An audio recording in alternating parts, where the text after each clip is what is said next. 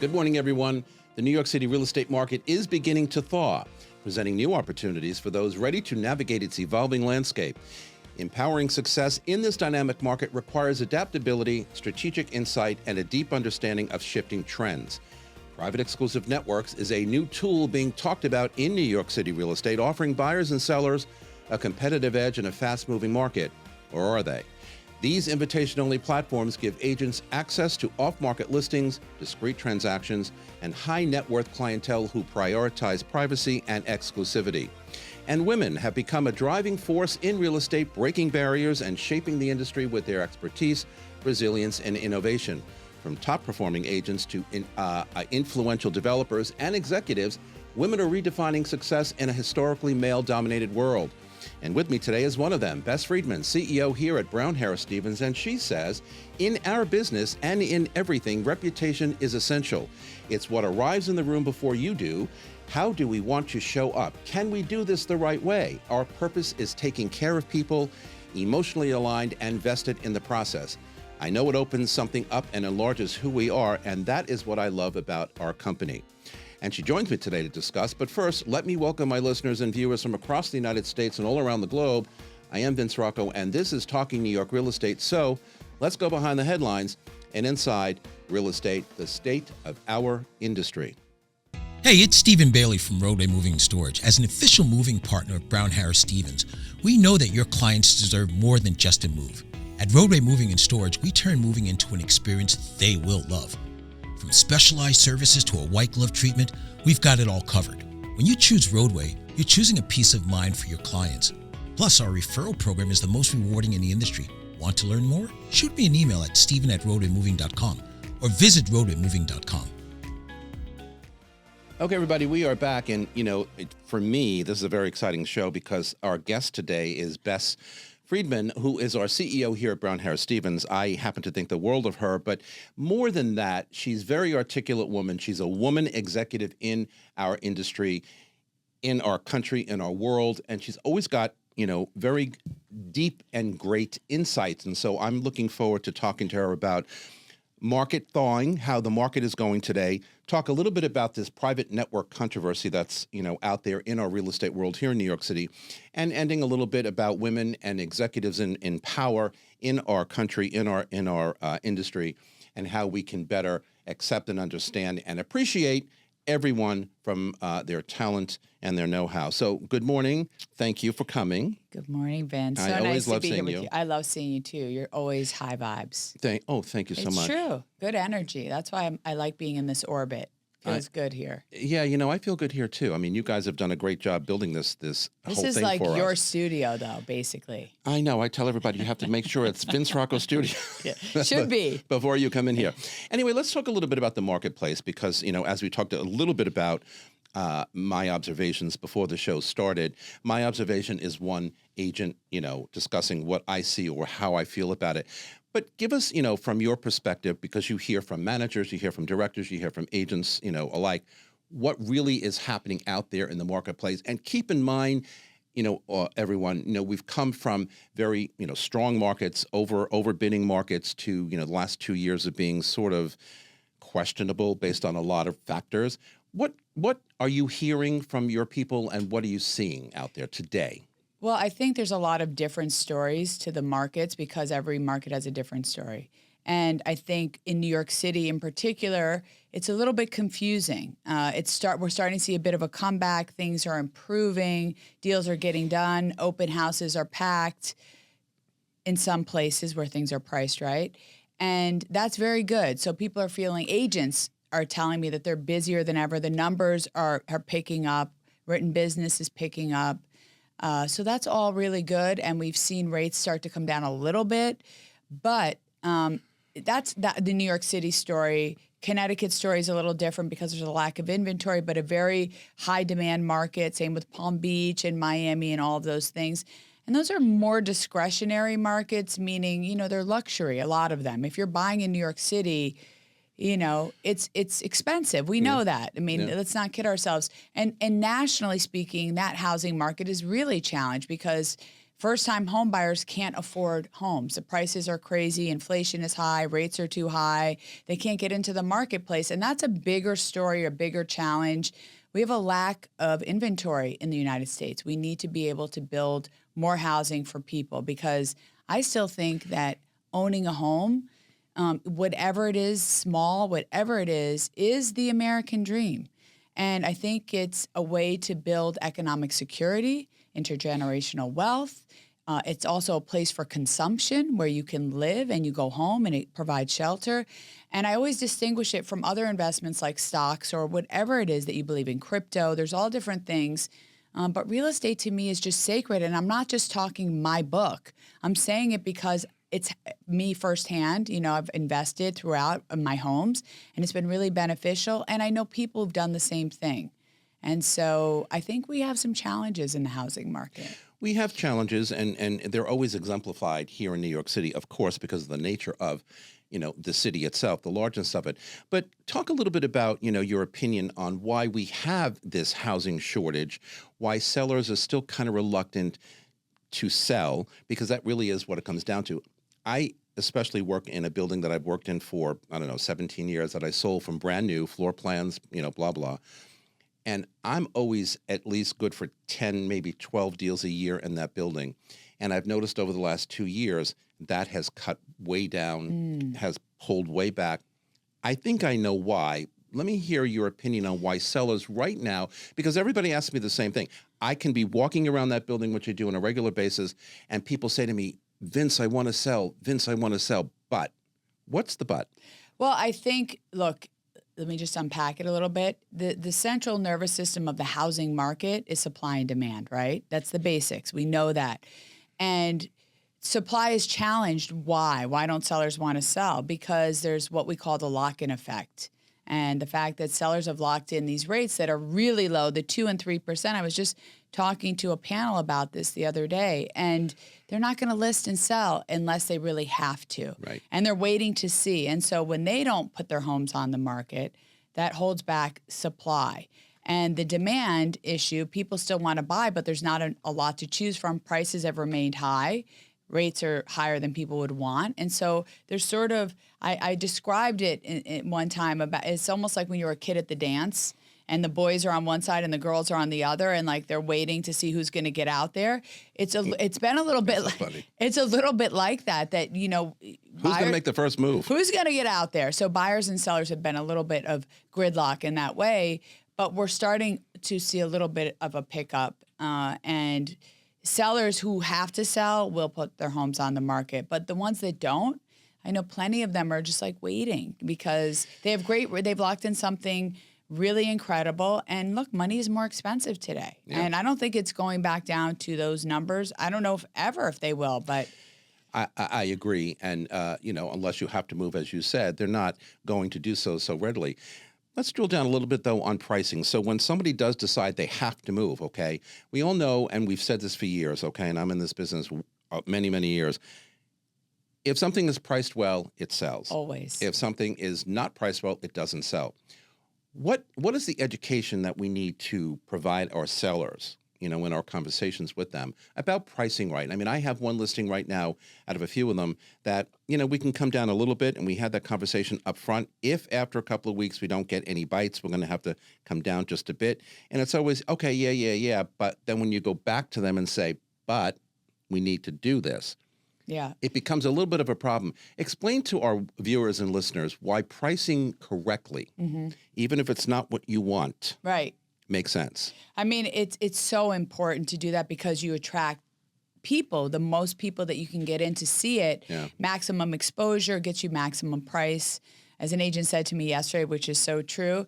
But remember, pricing is not an exact science. No. People want to be able to say, boom, this is the price. What is the condition of the apartment? What other apartments are similar to it in the building that we can compare it to?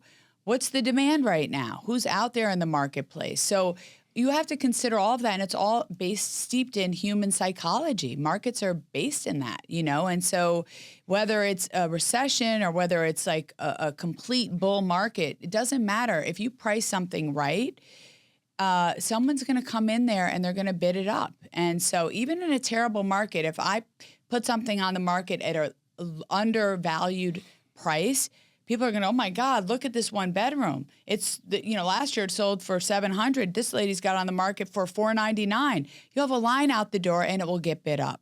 And that's the beauty of our marketplace, because all you need, I always say this, you just need one cowgirl or one cowboy. I've seen it time and time again, who doesn't really care so much about exact pricing and says, I want this apartment. I've seen it. I want this apartment for my daughter.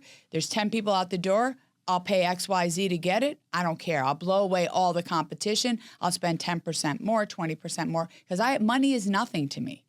And that's what the beauty of our marketplace is when you price right. When you overprice and there's oversaturation, people are like, well, who do they think they're fooling? And where'd they base this on?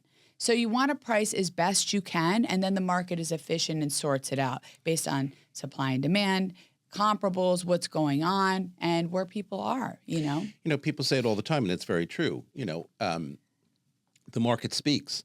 And when the market speaks negatively about a price or about a listing or whatever, when it doesn't, when it's quiet, that's speaking. It's like when someone doesn't call you back, they kind of not calling you back, that says something. That's huge. Yeah. Okay. And people need to understand that.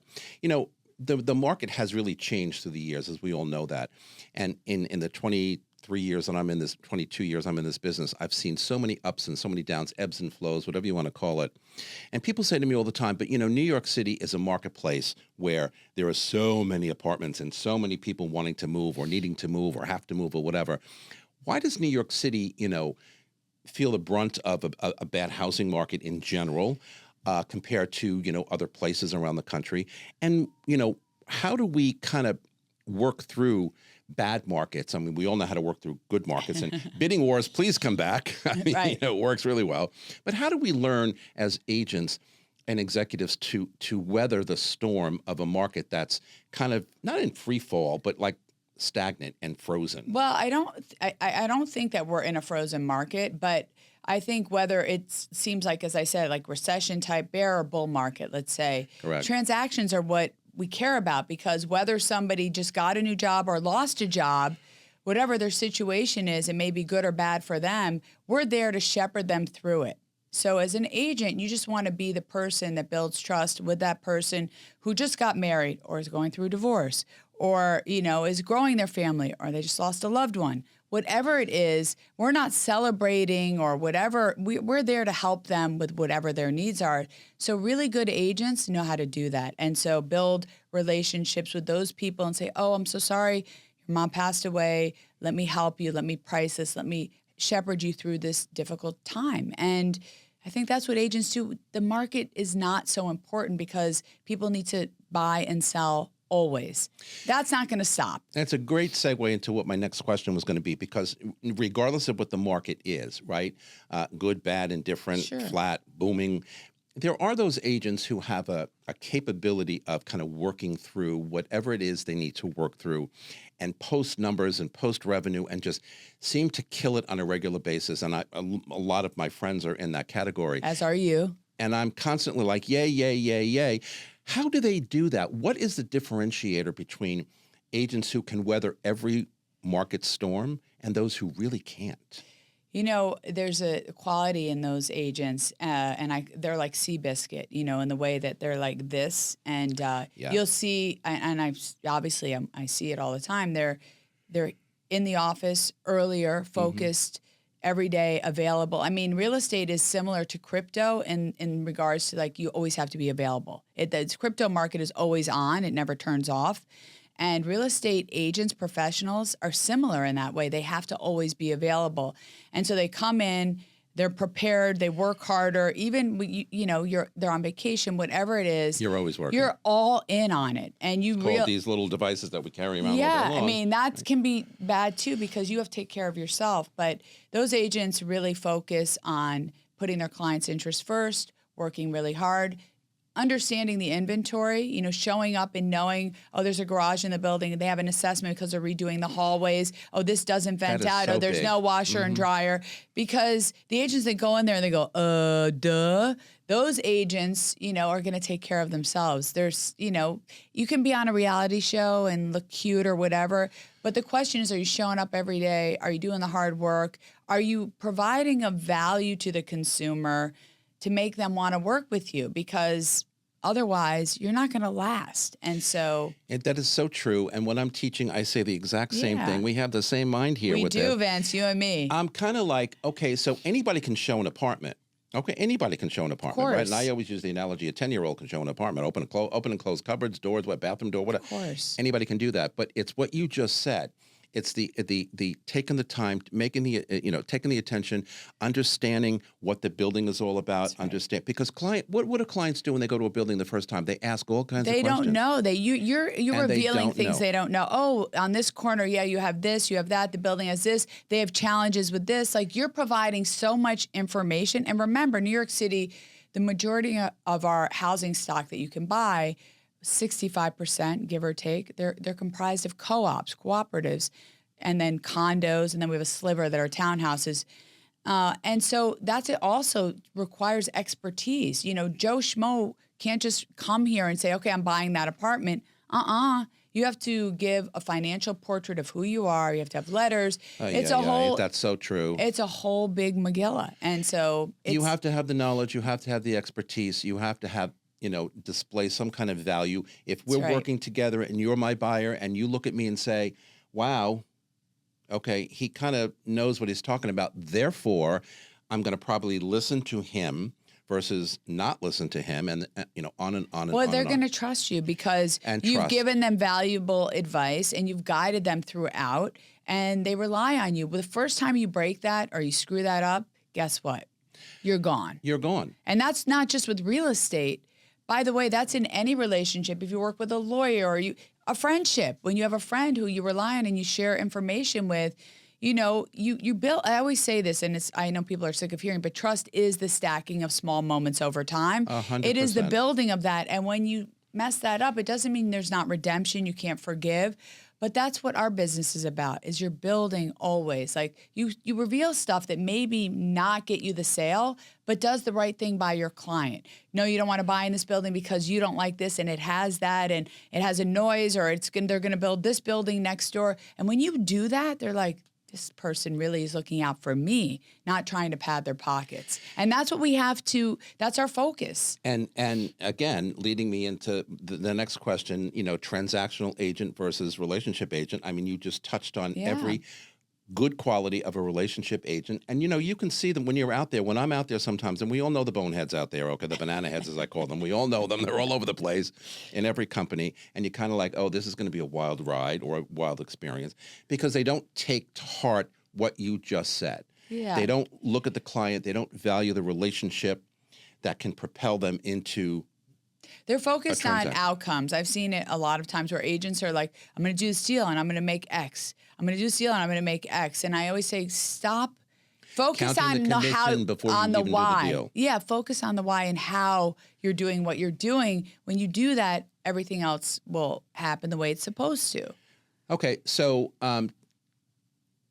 the market is changing. You're seeing a lot of activity, an uptick in activity.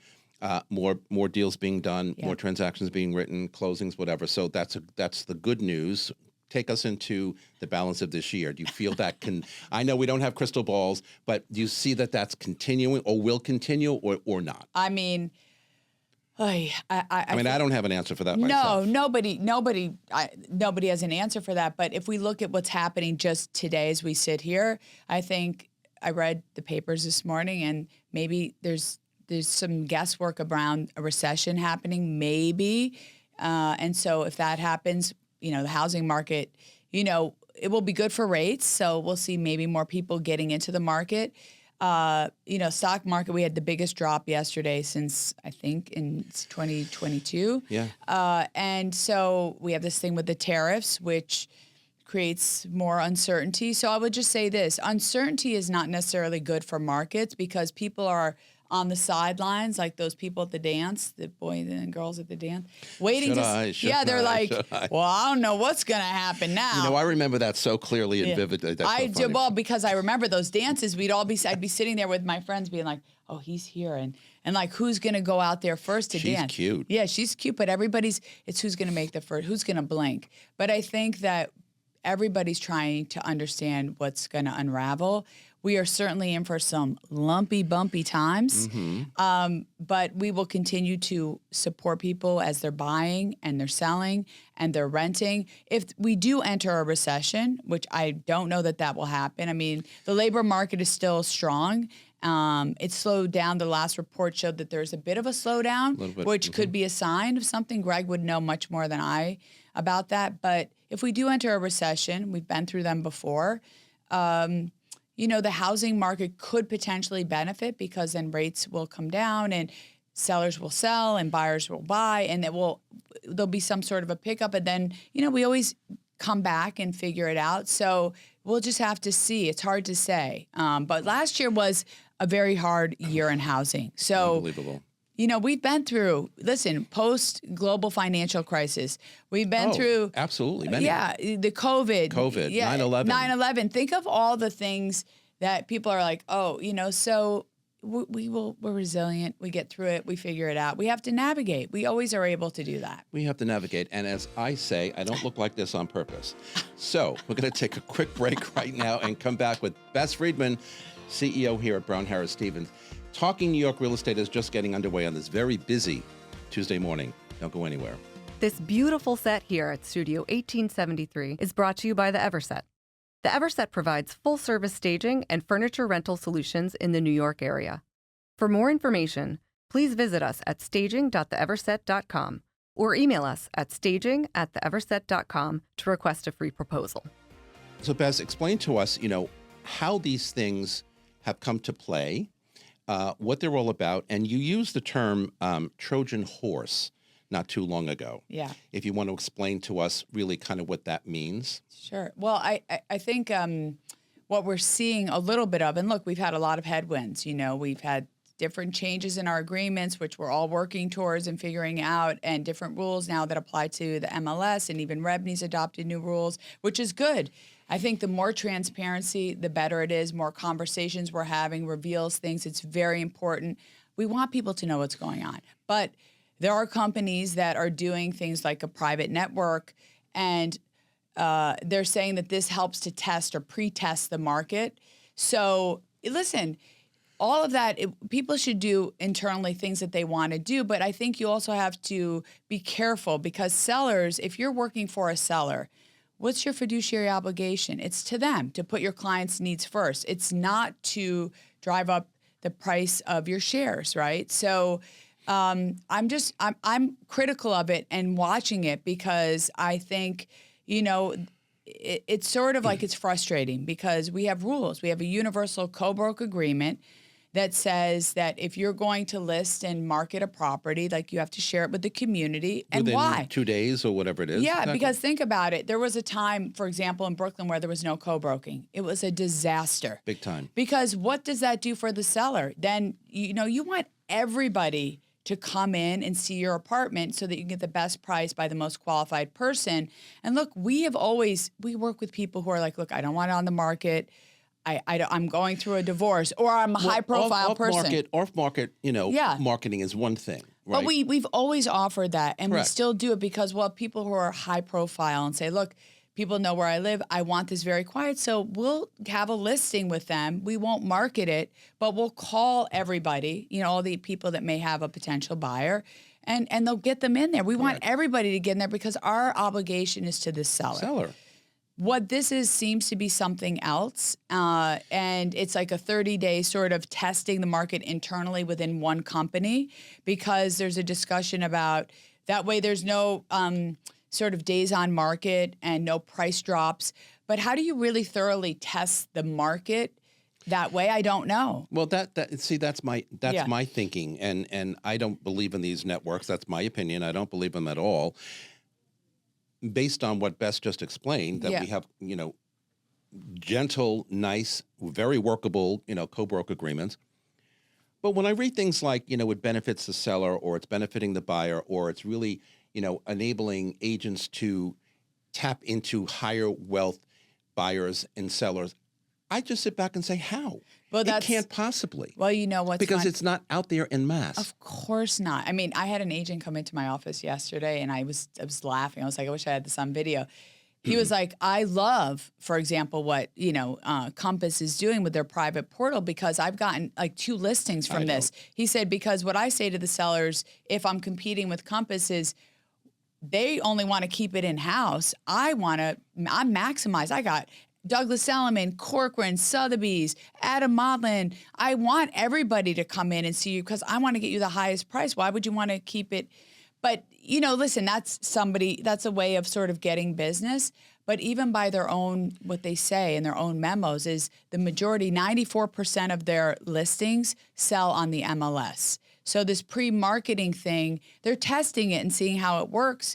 Listen, the question is really, are they adhering to, what you have to, for example, with revenue, with the universal co-broke? As long as they are, great. If they're not, then that has to be looked into. But are they following revenue rules by doing this? I don't see that they are. I mean, I can't even tell you the number of agents that have reached out and said, why are there 2 sets of rules? Why do we have to adhere to this? And so that's not for me to sort out. That's something. Correct. All I did was write an op-ed about what I see, and that we very, very brilliantly written, by the way. Well, I just think I want to protect the marketplace. Inventory is a challenge. And look, listen, companies have always tried to figure out ways to keep things in-house to try to make more money. But, that doesn't work. It's unethical and it's not the right thing to do. We want to try to put our sellers' interests first. We talk about transparency and we talk about, competition. There really is no transparency when you're keeping it in your own door. We don't know. And there's no competition. Yeah. Right? As you said before, and correctly so, when you take a listing and you put it out there, as we discussed earlier, we have our fiduciary responsibility to our seller. We are out there to work for our seller, get that unit sold at the best price possible with the best negotiation possible. But that brings in competition. People from all over the place wanting to look at that apartment. But here's a question. So let me give that's not happening. Let me give you a hypothetical. Let's say you have this private portal and you get a seller to say, look, let us test it on here for you. And let's say that you think the value of the home is $2 million.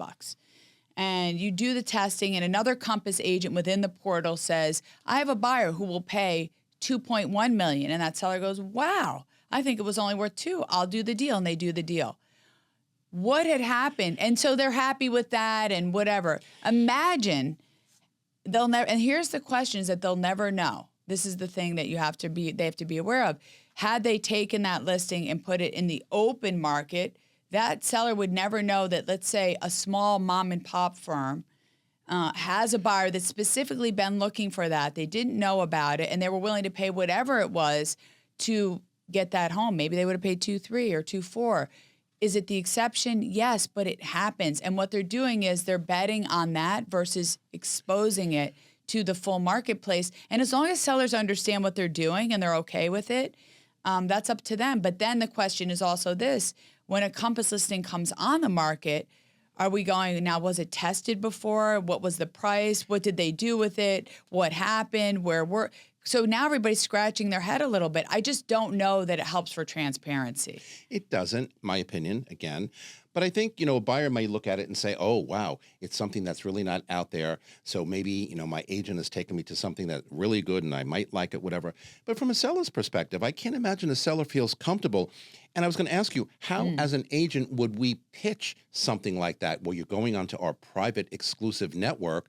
Because if I'm a seller, I've been in the business way too long, so I get all sides of stuff, but I'm going to sit back and say, well, if you're going into a private network, how many people are going to have the opportunity to see my apartment or see my listing? And they're not. I think that's where there's there was another article today pushing back against this. It wasn't me. Someone else wrote it. I think that's the challenge because, it's all about the seller. Yeah, but what they're saying is that, well, this will have no days on market, and this will, if we have to adjust or tinker with the price, no one will know it. But the market is really efficient.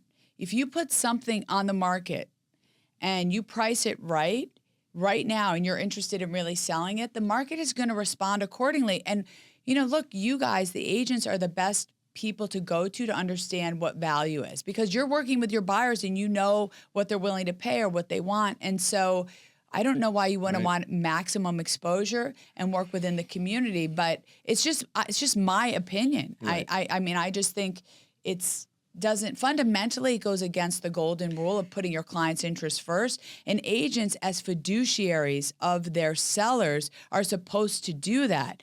And that's why I said it looks like there's a conflict, because if the CEO, if his focus is to make sure that the shares of Compass stock keep going up, that's his obligation to those shareholders who he borrowed all that money from. Right. And our agents, their obligation is to their sellers.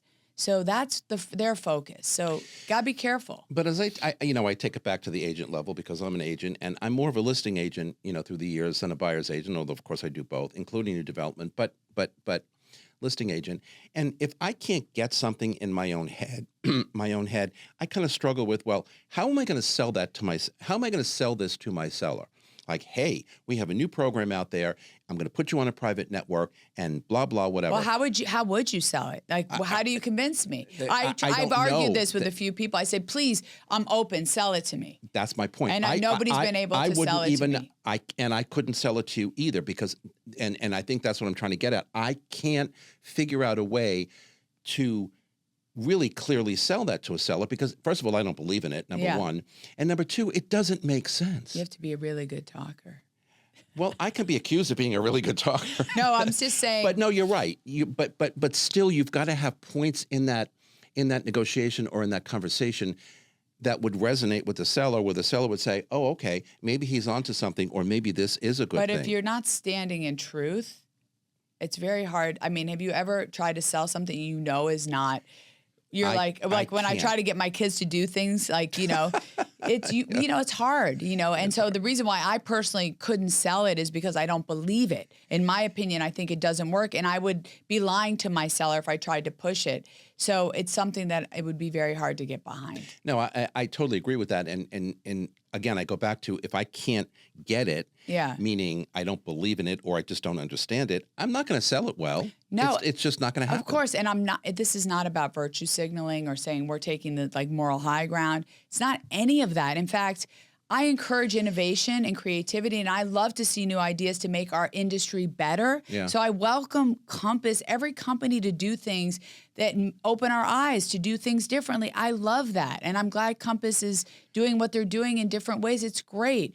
But this is something to me that I just feel, really strongly about. I mean, I'm a firm believer. I'm working in New York City real estate for 22, 23 years, whatever it is. I can't even keep up anymore. But the bottom line is, I believe in our community. And if Rebney says something, Department of State says something, my executive says something, I'm buying it. I'm believing in it. And I'm going to run with that. Of course. Who am I to want to change how we do business when I believe we've been doing business here in New York City fairly well. For as long as 1873. Forever, since 1873. But the core tenets of what we do have stayed the same, even though technology has changed, but always like that golden rule of putting your client's interest first and sort of doing the right thing, and then the right thing happens. That hasn't changed. And the beauty of Brown Harris, which is a small privately held company, everybody here understands real estate. There are a lot of people out there that don't understand that this is such a relationship business. And, we are people who are coaching and helping, and we've actually been there and done the job, so we get it. It's hard to coach swimming if you've never put your toe in the pool. Like, you can tell people how to do the strokes, but have you really done them? Like, I want it. So I'm very proud of the fact that the people that work here. We know what we're we talking walk about. the streets. We do the hustle. We have the hustle muscle. We do things. So we're that type of company, and it's great. The leadership here is, I'm in awe of them. They're incredible. I am too. You trust know me. all of them. They're great. I know all of them. But so where do you think this goes as far as the future of it? Short term, long term? Do other firms, in your opinion, adopt this strategy? I think, listen, I've talked to a lot of people, and I think the majority of people I've spoken to do not think this is a good way to go. And it's going to be up to the voices. It's almost like nothing is guaranteed. The golden rule of putting your client's interest first, I think that's sacred, and I hope we can keep it. But it's like our democracy. Nothing is guaranteed. Don't get too cozy. You got to fight for everything. And I'm vocal about it because I care about it, and I'm going to fight for it because I have the courage to do so. I hope others will. Because if they don't, I'm I'm loud and annoying, but I'm only one person. So I hope everybody gets vocal. Loud and annoying, she is not. Ask my kids, they'll tell you. Well, maybe. Maybe. Shut up, Mom. What I say on this program all the time is, the only consistent thing about our industry, real estate, the only consistent thing is change. Yeah. Right? That's So right. we are going to change in course. lots of different ways. We're not always going to be accepting of or liking something, but ultimately, I haven't seen a change that's really, well, a couple lately have been a little crazy, but The buyers brokers agreement. buyers It's just brokers learning agreement. them. It's just learning new language. it's just learning new language. Yeah. But why did that even have to be? Or the rental lawsuit that's currently going on and may be solved by June 11th. So there are some changes that we question, okay, Yeah, of and we course. will learn eventually how to work through it. But I do believe, though, that we have to be, agents of change at some point. I agree. Just to kind of understand that we're moving along, growing. Change is growing, life That's right. is moving, and life is growing. But there are some things like this private network. And again, this is my opinion, okay? I don't agree with it. I just, But you have a right to, I don't as far see as the value of it. We're all allowed to have our opinions. And Yeah. so I also agree with that. I don't think it's makes sense, but let's see, we'll all see what happens and see how it shakes out. And in a couple of months, we'll have an update on how that goes. In the meantime, we have to take a break. We're coming right back with Bess. Don't go anywhere. This is the More Network, and this is Talking New York Real Estate. We'll be right back.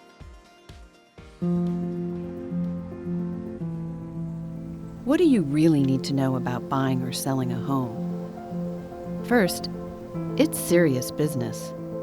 And it's complicated. There's a lot of money on the table, and emotion too. You need an agent who knows the ropes. So, whether you're buying or selling your home, work with professionals who have a mastery of the craft.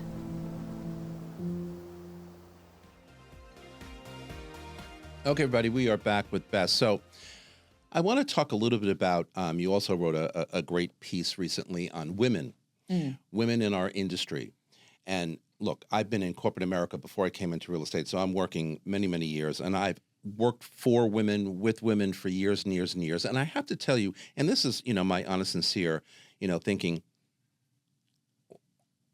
we're all people. We're all humans. I don't care what sex I you agree are. with that. I've worked for great female managers in my days at IBM, in other corporate jobs. Here, my manager currently is a woman. I would move the earth for her. I mean, she is amazing, Sarah. I mean, she's just beyond. Sarah is, I say, call her walking sunshine. Oh. She walks in the door and just everything's better I mean, immediately. I just adore Yeah. her. But anyway, and when we have to write articles or we have to talk about why women are important today, they were always important. I So know. I know it's exhausting, It's because exhausting. it's exhausting. I mean, look, I agree with you. I think we should hire people or be with people that we like and we think are quality and have ethics and gender. Who cares? All the other stuff, everything, none of that should matter. We should just care about merit.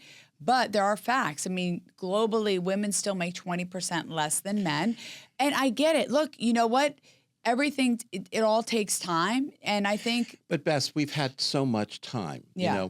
and I know it's not you, Yeah. but I mean, I'm working in corporate America, 25 years ago. So we've had 25 years to kind of get it right. If we didn't get it right then, I understand that. But I guess the bigger question is why? I'll tell you why. It's pretty commonsensical. Women, because we reproduce and can have children, we have to, there's no way, like even if you take a year off or whatever, we're usually interrupted in our work trajectory. Judge Judy she's my idol, by the way. She I used to love watching her. She had a family and then she went to law school later in life and did her whole thing. But it takes away from, when you have a family, it's very hard to have this super career and raise kids. And so it's a balancing act. And I'm not saying that men aren't taking care of their kids. Traditionally still, most men, when after, the birth of a child, are still working or go back to work. And women usually stay home with the kids for a while. It's just how it is. Good or bad, or however you think about it, that is our reality today. Women don't usually give birth and go, okay, honey, good luck with the kids and go right into the office. Men usually do that and women stay home. And there's good reasons for that because Sometimes we breastfeed. So, there's just reasons why women traditionally stay But I home. also like to look at it as, brain power. And just because a Yeah. woman can give birth or a woman needs to take, 3 or 4 or 5 months off when they have children, doesn't mean they're not smart people. Of course right? not. But But that's the feeling you get sometimes Yeah. when a certain person is pushed aside. You think, well, they're not smart enough or they're not as smart as men. right. And, I get offended with that. Of course, you You know- should. I mean, but listen, there's a reason why men are traditionally now more in places of power and run more companies and do more things. They've had advancements and a head start that women didn't have. They were able to vote before, where they just build the rules for themselves. There is some truth in that, but women have come a long way, and I don't like to take away from all the progress that we have made as a No. group. And at some point, I would love for us to be able to just say, people are people. I'm going to hire this person because they're That's great. my mantra I don't every care day. what they look like. I don't care anything about them except for they're great for this job. That's where we need to get to. We shouldn't say, oh, redhead. Nope, I don't like redheads. Like, we should be able to move past all of those labels and say, we're human. What qualifications do you have? But isn't that sort of, and I hate to say this, but isn't that the American way? It should be. We're very judgmental. We're very, I'm meaning that it's not good how we look at people and make quick and fast decisions. Oh, redhead. Oh, this. Oh, that. Or a different color. It's hard to get away from that because we're human beings. So you look at somebody but we have to try to strip away any sort of, we have these, we're our lived experience, right? So we have these lenses. But what does concern me a little bit is there's been a lot of sort of criticism of DEI. And look, does it deserve some? Of course. I think there's no place that you can go where you don't want to give some criticism. We should always, I love this country so much. I'm a patriot, but I'm critical because I want it to get better. And we all are. But DEI, we shouldn't just look at a woman. A lot of people looked at Kamala Harris and said, oh, DEI, this and that. And, it's insulting because we shouldn't do that. It's just unfair. I think we should be a little bit more circumspect in how we say things and do things. Like, I know for a fact, DEI, I was like, nobody's working harder than me. I mean, like, people should be able to also get their accolades based on what they've achieved and not throw these labels. It's like when there was that plane crash, that horrible crash where there's those ice skaters that were lost. Oh. It was terrible, that collision and the helicopter. I mean, right away, it was like DEI hire or whatever. And it's like, let's get some information first before we start dividing and throwing labels and doing stuff. I don't think that's helpful. Well, the rhetoric that happens oftentimes in certain places can be very destructive. Yeah. Let's talk about women in our industry and real estate, because from my perspective, women have been running our firms throughout the city very well, very successfully, very long term. You being one of them.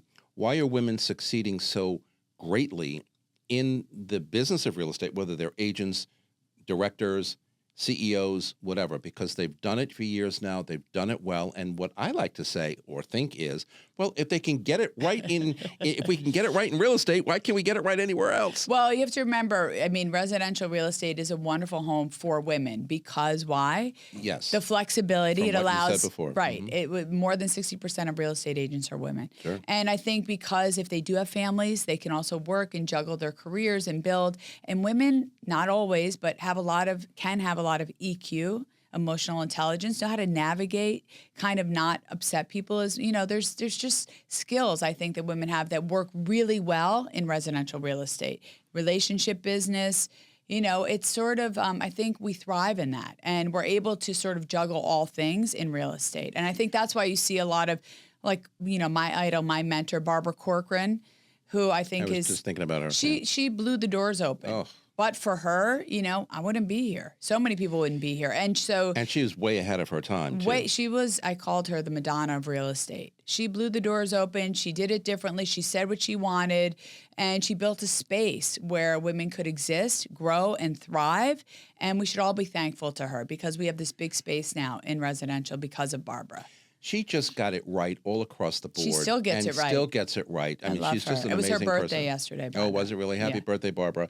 No, she really, I've met her a couple of times, actually on one of your panels too. She's amazing. But what I like to think, though, is I'm a guy, okay? I mean, I've worked, in... That's okay. I guess. I've worked with men, I've worked with women, whatever. But in real estate, I have to say this, and I'm not just saying it because Bess is here. I mean it sincerely. I enjoy working with women in this industry, especially because, as you said, it seems to me like you're more connected to what we need to do as agents or what we need to do to keep the ball rolling and moving. It's kind of like that extra, sensitivity or understanding that, I don't think very many men, honestly, have. I mean, no, I'm not saying that they're bad managers or bad executives, but I just maybe relate better. I don't know. I get it. I mean, some people do. I think, this is being in a relationship business, the soft touch, listening, what we do, so much of it is psychology, and it's not just, all right, how many deals did you do? How much money did you, it's being available for people and understanding when they're going through a hard time or when they need some advice or whatever it is. And I think, there's something about the gender that is a little more sensitive, if I can say that, in my opinion. Yeah. I think they're not always, by the way, but many times you see that sort of virtue. You see that in women a bit. But I've seen men who are also very tender and kind. So, yeah. Oh, yeah, absolutely. It depends. So challenges. Are there remaining challenges for women in this industry and then in society as general? I mean, huge challenges. I mean, there are not enough women. Think about commercial real estate. Think about developers. Consider ownership of companies. Women are definitely, there's blank spaces there. So women, certainly there's more space to grow and more to do. And so, progress still needs to be made. And it's up to us to make it. It's up to the next generation to make it. Well, that's it. It's always a generational thing. And the youth of today growing into, the leadership roles of today and tomorrow, how do you think they're doing with that? Are they appreciating and understanding what you did when you were starting out in your career? I'm concerned, to be honest too. with you. Very concerned. I have 2 kids that are Gen Zers, and I'll tell you, so when I was a kid, I grew up in Troy, New York. I used to ice skate. I was a figure skater. I used to go all the time. I'd walk to the rink, and it was a few miles away, and I'd go in the cold. I'd carry my skates, and I would go because I was 10, 11. I wanted to skate. Nobody would drive me, and that's how I had to get there. Determined even 10 at 10. At 10, it's true. And I remember, now, when I think back on that, what that built in me as a kid, that muscle, like today I'll walk to go get something or do something. I'll stretch myself to a place that most people wouldn't. That was a gift that my parents just didn't do anything for me. I had to do it all. And what concerns me today is that parents have done way too much for their kids and not let life be the education, meaning fall, fail, struggle, have a hard time. My son, not too long ago, he was at home playing a video game and he ordered Chick-fil-A to come to the apartment when it's 2 blocks away. And I'm proud of that. I'm a little embarrassed, to be honest with you. And I was like, are you kidding me? You can't get off your ass, walk 2 blocks and go eat this junk food. You have to have it come in. And so those are the things that concern me, is that I see it a lot of places where kids are very soft and cozy and they haven't had to really hunker down and do the hard stuff. It's hard to do hard things. I say it all the time. And, you got to make hard choices. Like when you're in bed in the morning, you're like, I got to go to the gym. Yeah, most people would love to just stay in bed and just chill and do nothing and eat chocolate but life, if you want to have great results, discipline equals freedom. You got to get your ass up and do the stuff. And that's what concerns me, because the new generation, I don't know if they know, and I own it. Part of it's my fault. No, see, and again, so well said, and leads me to my next thought, because, being a huge woman supporter all of my life and wanting to see women do even better than they have. Yeah. I would love someday to see a female president, of the United States that will of America. Happen. I think it'll happen one day. I mean, Bess, I hope you're right. I don't know that this country is ready for anything like that, but I root for it. And anytime there's a candidate, I'm going to be right behind it. But as you said, I get a little concerned about the youth of today, because I have nieces and nephews too, who life experiences don't seem to be no, because as important. Why? Because of this. Well, we can do a whole show on those. But it's like if you read Jonathan Haidt's The Anxious Generation about phones and what it's doing, and that's part of the reason why I have not, but I'm going to. The kids are so it's like if you take the subway or you look around, there's not a person that is making everybody is just looking at, everybody is on the subway train. You're so right. Everybody either sitting or standing is looking at their there's phone. a level of disconnect, there's an attention deficit today. And our kids, unfortunately, have been sort of the victims of that. It's not their fault that they grew up where this has got to be in your hand all the time. And so I worry about that. It doesn't mean I don't have great belief in the brilliance of Gen Z and the future generations. I do. I do, I too. just worry about some of the things I see, talking to like my kids' their friends, and what I see out there. I worked when it was the election for the mayor, the last mayor's race.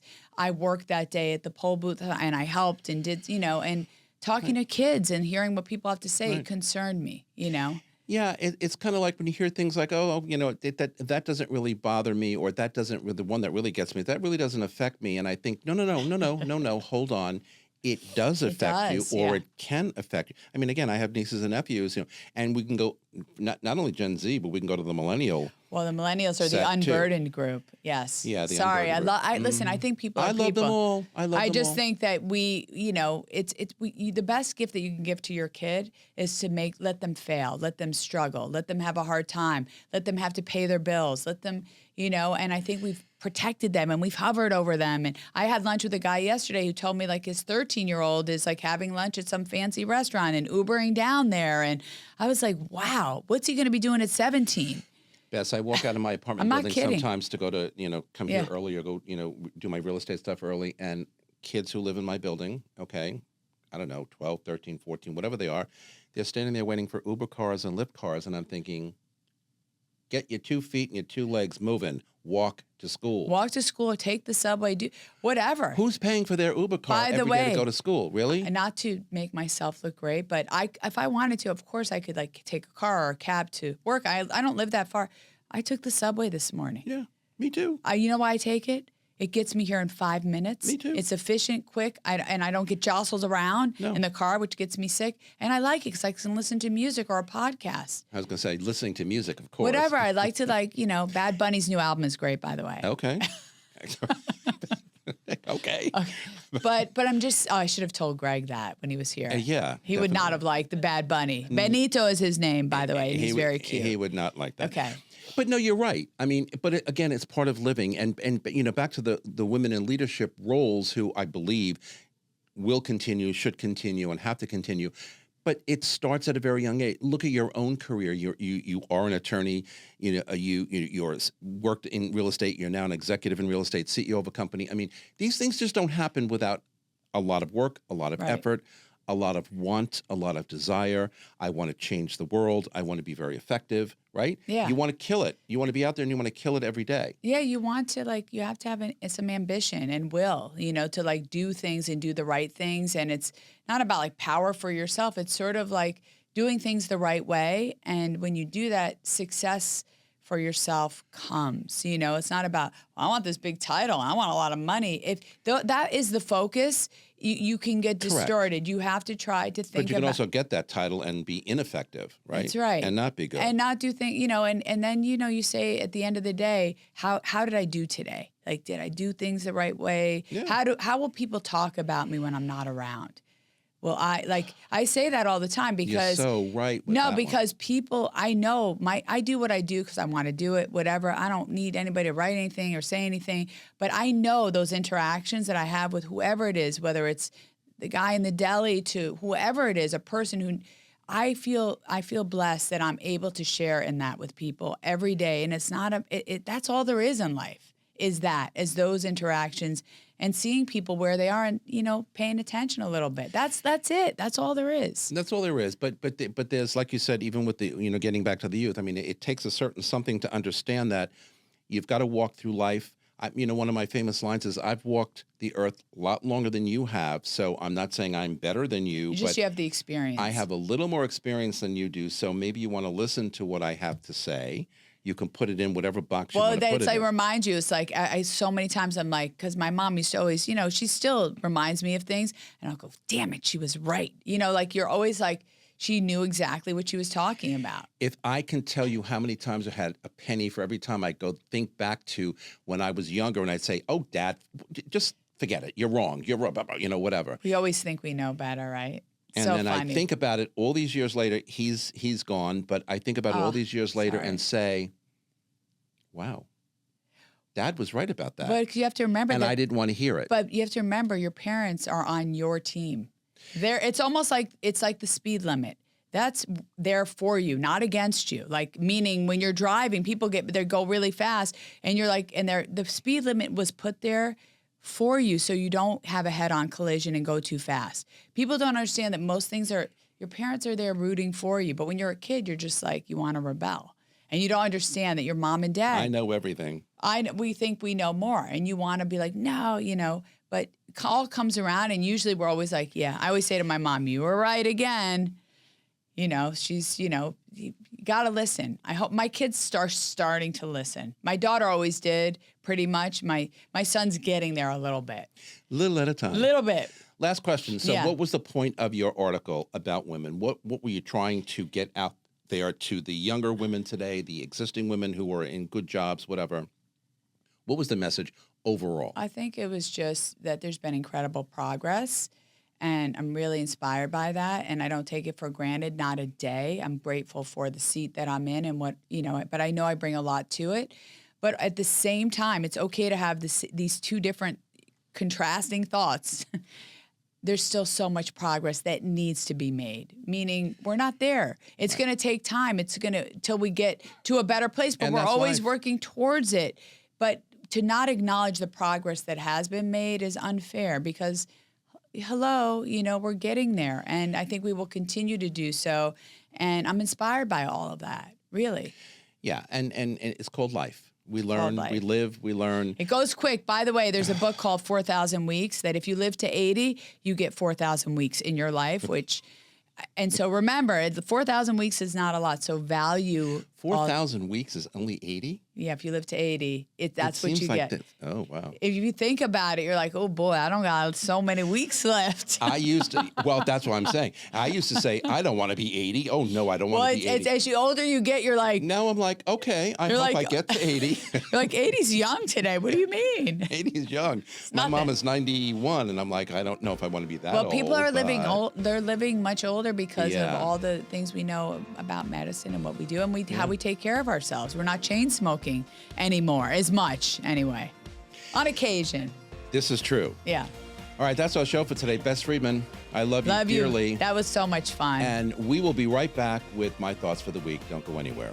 Hey, it's Stephen Bailey from Roadway Moving and Storage. Listening to Vince Rocco, you hear a lot about how crucial it is to have the right partners in this industry. At Roadway, we don't just move your clients, we give them an experience they'll love. Specialized services to our white glove treatment, it's all about making sure your clients feel taken care of every step of the way. And if you're looking for a rewarding referral program, reach out to me at steven@roadwaymoving.com or visit roadwaymoving.com. Okay, everybody, we are back with my thoughts for this week.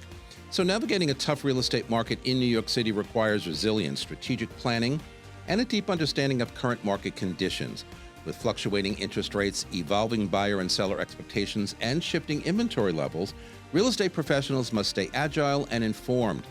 Success in a challenging market means leveraging data-driven insights, maintaining strong client relationships, and embracing creative marketing strategies to stand out.